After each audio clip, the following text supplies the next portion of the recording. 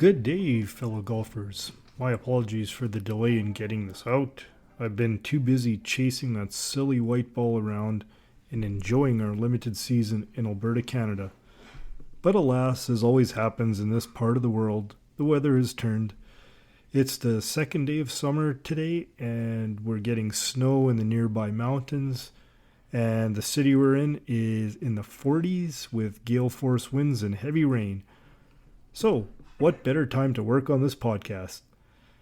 Last month, I finished my first outside tournament of my life. It was an amateur qualifying tournament with about 90 players in the field and 26 spots to advance to the provincial championships. There was no age limits, and anyone with an 8 or better index could play. There were elite college players in this field, including my son Dylan.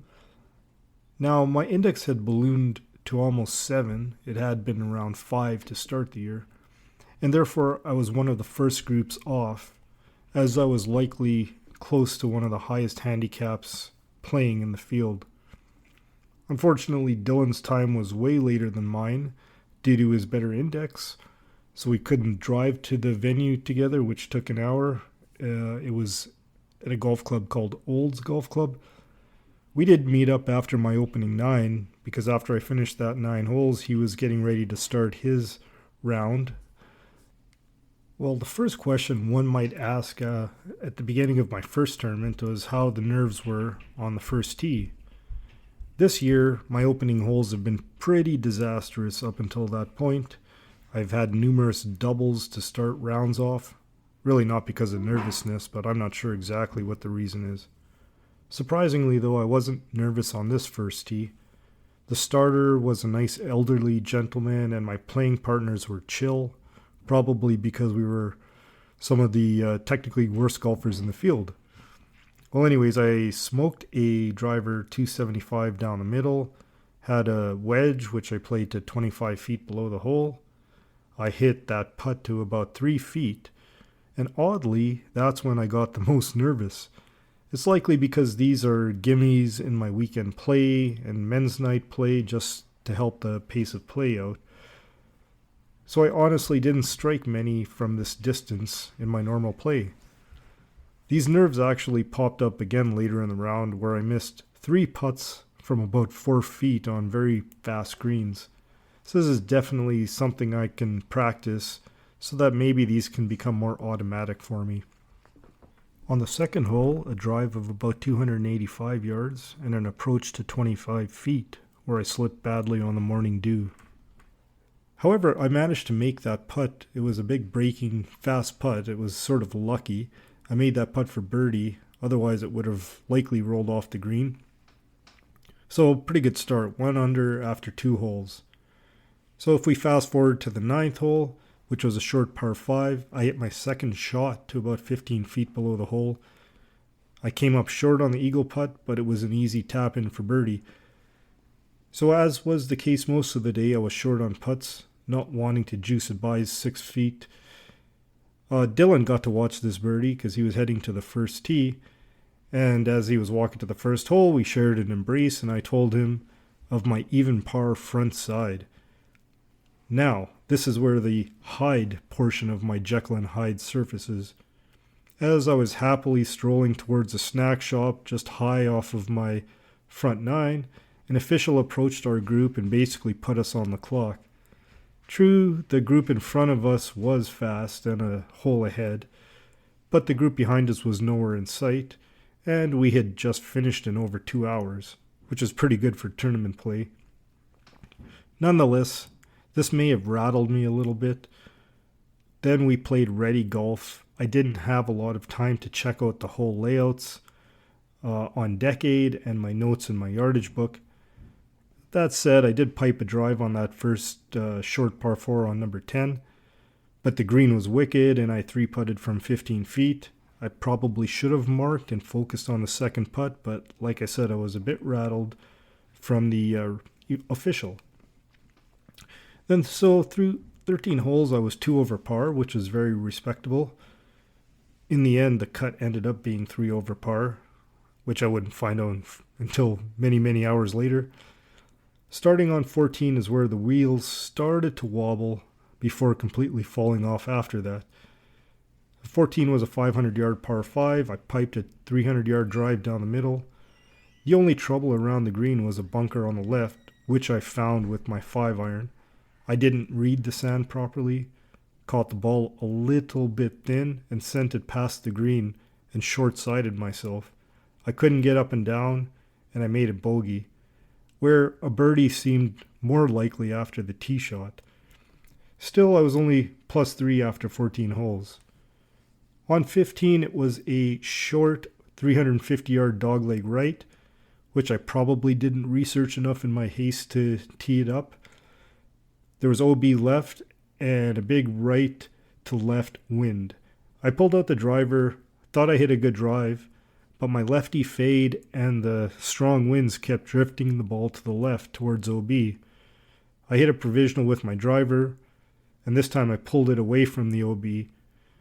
But as I walked down the fairway, I saw red stakes on the right, something I may have seen if I looked at the Google Earth image. Unfortunately, the hard fairways, very little rough before the OB. My ball rested about 2 yards on the wrong side of the OB stake, so I proceeded to head to my provisional. No luck there either finding the ball, so I had to take another penalty stroke. Long story short, I got a snowman on the par 4 and went from a +3 to a +7 in one hole. With only 3 holes left, I felt kind of deflated. I wasn't angry. All of the mental podcasts and conversations I've had have allowed me to recognize that golf is difficult and nothing can be done to the past. I proceeded to bogey out the last 3 holes, even missing a 2-foot putt, 2 to 3 foot putt I would say, instead of marking it as I tried to stay out of my playing partner's line. My final score was +10, even though I was +2 after 13 holes. So, what were some of the key takeaways? First, and I already mentioned this, I need to practice more 3 and 4 footers and make these become automatic. I was pretty good at lagging from 20 to 40 feet, but I was not confident over those nervy short ones. My off the tee game was excellent, pretty comparable to PGA Tour stats and strokes gained when I did the numbers a decade later. Definitely putting and approach are my Achilles heel, have been so far this year, and these will be a focus going forward. Third, I felt my mental game was decent, other than some short game shots and putts, at least until hole 15.